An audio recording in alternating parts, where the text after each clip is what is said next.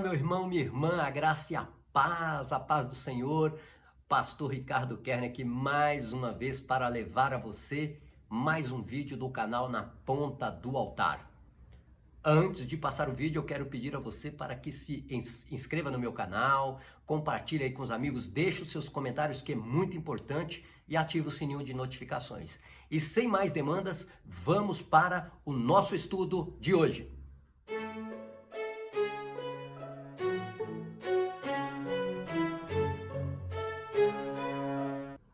Nós estamos falando da Reforma Protestante. Olha, a Reforma Protestante foi um marco na história da igreja, na história do cristianismo e, por que não dizer, um fator histórico que mudou a sociedade da época e até hoje vem influenciando a sociedade mundial de forma muito positiva. Mas antes de nós falarmos mais detalhes, de contarmos mais histórias da Reforma Protestante, nós precisamos voltar um pouco atrás, né? Ali no tempo dos discípulos, onde foi formada a igreja. Se eu perguntar para você onde começou a igreja cristã, você sabia me responder? Mas você vai saber agora, a igreja cristã não começou em Roma, a igreja cristã começou em Jerusalém, ali com os apóstolos do Senhor Jesus Cristo. E se você quer ver isso, você vê ali em Atos dos Apóstolos, capítulo 2, onde ali os discípulos estavam juntos, reunidos após a morte de Jesus. Eles estavam reunidos, orando e ali, irmãos, compartilhando das bênçãos e falando das coisas que o Senhor Jesus Cristo tinha feito, e de repente eles vão ali ser cheios do Espírito Santo, vão criar coragem e vão ali dar início à igreja do Senhor Jesus Cristo. Então a igreja cristã, ela começou em Jerusalém com os apóstolos do Senhor Jesus Cristo.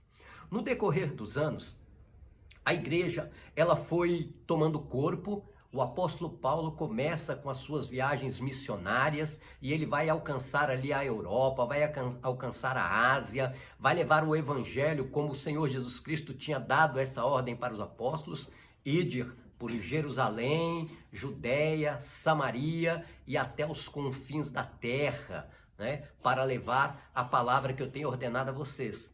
E os apóstolos de Jesus, eles vão cumprir essa ordem dele e vão espalhar o evangelho.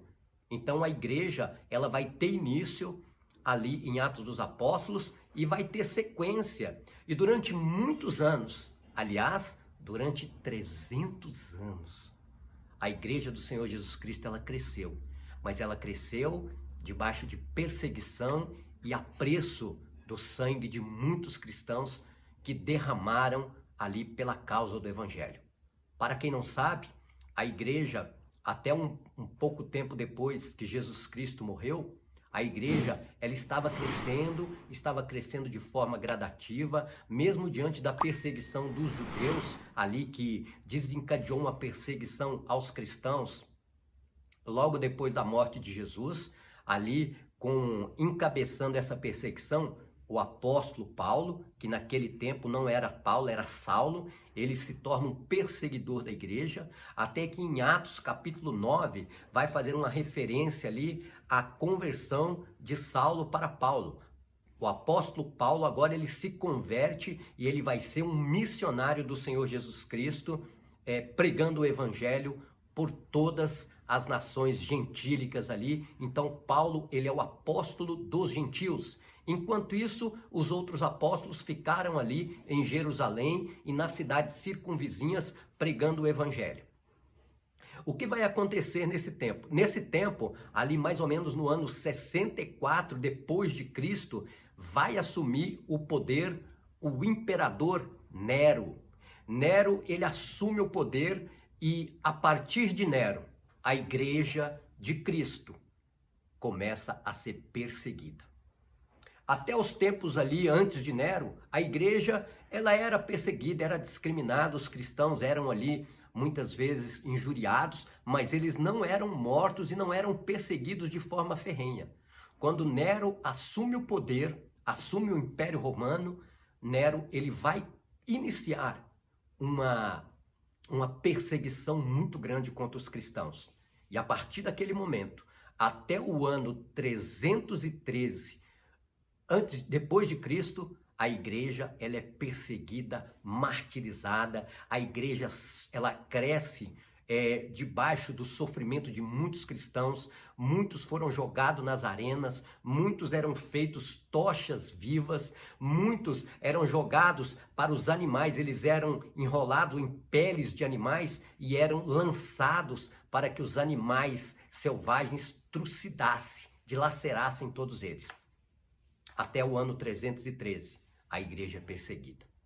Mas a partir ali de 313, o imperador Constantino, imperador romano, que estava no poder, ele vai se converter.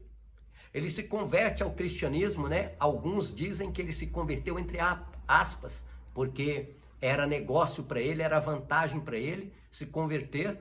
Por quê? Porque aí ele poderia ter domínio sobre todas as coisas, sobre todo o povo. Alguns dizem isso, mas na realidade ele tem um encontro, ele tem uma visão onde ele vê um sinal no céu e vê o sinal da cruz. E escrito sobre esse sinal, você vencerás. E a partir desse momento, ele faz ali uma promessa, vamos dizer assim, que se ele vencesse essa guerra, ele se tornaria um cristão. E Constantino, ele vai vencer a batalha com o general Maxêncio e ele vai ali dominar todo o Império Romano e ele vai editar o Dito de Milão, né? Ele vai ali assinar o Dito de Milão, que a partir daquele momento os cristãos não poderiam ser mortos, não poderiam ser perseguidos e eles teriam a liberdade de religião. E Constantino agora ele vai dar o quê? Ele vai dar vantagens para quem se tornasse um cristão. E aí ficou conveniente. Muitos pagãos, né, para receber benefícios do governo, para ali atender muitas vezes, né, muitas dessas conversões foram para poder achar graça aos olhos do imperador e muitos vão se converter, mas não vão deixar o paganismo de lado. E a igreja, a partir desse momento da conversão de Constantino, ela já não é mais perseguida, a igreja não morre mais. E vocês lembram? A igreja, ela, quanto mais cristãos morriam, mais cristãos verdadeiros brotavam. Por quê? Porque o próprio Senhor Jesus Cristo, ele diz, né? As portas do inferno não prevalecerão sobre a minha igreja. A minha igreja vai avançar. E a igreja de Cristo continua a avançar, mesmo com a perseguição e mesmo com o fim da perseguição. A igreja continua a crescer, mas agora a igreja, ela vai fazer uma aliança com quem? Com o Estado. Agora o imperador, ele detém o poder político, social, econômico e também religioso. Está tudo na mão do imperador. Agora o que o imperador faz é lei. E durante esses anos agora, a partir de Constantino, a igreja ela vai começar a perder a sua forma original. Por isso que chama Reforma Protestante. A Igreja de Cristo, fundada em Jerusalém pelos apóstolos de Jesus, agora, depois que Constantino ele toma o poder e ele acaba com a perseguição dos cristãos, os cristãos, a igreja agora, ela vai se corromper, porque ela mistura-se com a política, ela mistura-se com o Estado, e ela se corrompe. E no decorrer desses anos, ali, até vir a Reforma Protestante, a igreja sofreu muito. Os cristãos sofreram muito. A própria igreja, ela perseguia, ela matava crianças, quem quer que seja, ela matava quando não se obedecia às ordens da igreja e quando não aceitava as suas doutrinas falsas, as suas doutrinas malignas e as suas doutrinas que não condiziam com aquilo que os primeiros apóstolos, que os primeiros discípulos dos 300 anos que foram mortos, eles já não estavam mais andando de acordo com o evangelho. Por isso que foi necessário homens se levantarem para poder fazer essa reforma, que foi um marco na vida, na história do cristianismo. A Reforma Protestante, ela trouxe uma esperança muito grande Como eu disse no meu primeiro vídeo, Martinho Lutero, ele vai se levantar, ele vai ali entrar num momento ali de debates com o clero, e ele vai escrever as suas 95 teses. E através dessas 95 teses, ali combatendo contra os ensinos da Igreja Católica Romana, que agora a igreja, no tempo antes de Constantino, era a Igreja de Jesus Cristo, fundada em Jerusalém. Agora a igreja já muda até o nome. Agora já não é mais a igreja cristã apostólica. Ela se torna uma igreja apostólica romana. Ela mistura-se o Estado com a igreja, e a igreja ela vai se corromper, porque o poder é que estava no coração daqueles homens que estavam no comando da igreja. E é por isso que Martinho Lutero, ele se levanta como um grande pregoeiro da verdade, como um grande reformador, e a partir desse momento, a Igreja de Cristo, ela toma novamente a sua forma original. O homem, ele é justificado pela fé, ele é salvo pela graça, não por aquilo que ele faz. Então, a reforma protestante começa. E como eu havia prometido para vocês, que nesse próximo vídeo eu falaria sobre as doutrinas que a Igreja Católica ela vai impor nesse período aí de 313 até 1517, ali quando Martinho Lutero ele rompe com a igreja.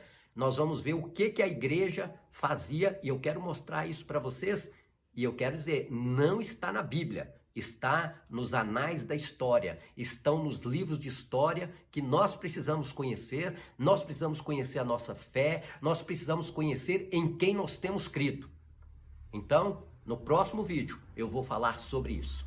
E também eu quero aqui, agora falar sobre o desafio que eu propus, e glória a Deus que uma irmã, ela ganhou esse desafio.